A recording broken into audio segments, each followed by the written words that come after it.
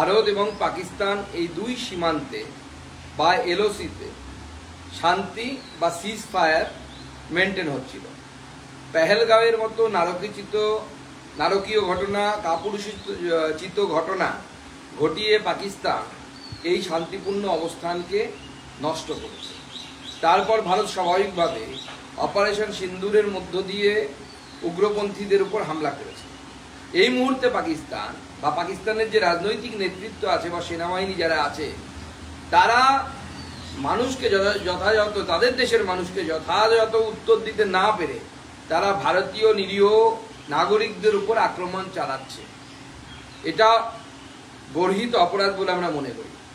ভারত যেমন উগ্রপন্থীদের উপর হামলা করেছিল, কোনো পাকিস্তান সেনাবাহিনী তাদের এস্টাবলিশমেন্টের উপরে হামলা করেনি, করতে পারত। সব এস্টাবলিশমেন্টের খবরই পাশাপাশি দুই দেশের সেনাবাহিনীর কাছে থাকে। কিন্তু নাগরিকদের উপর হামলা, এটা কাপুরুষোচিত আক্রমণ এবং এটা পাকিস্তান করছে। এখনো পর্যন্ত পিআইবির দ্বারা যে প্রেস রিলিজ হয়েছে তাতে 15 জনের ক্ষয়ক্ষতি আমরা সামলেছি। এর পরিপ্রেক্ষিতে ভারত সরকার উত্তর দেবে।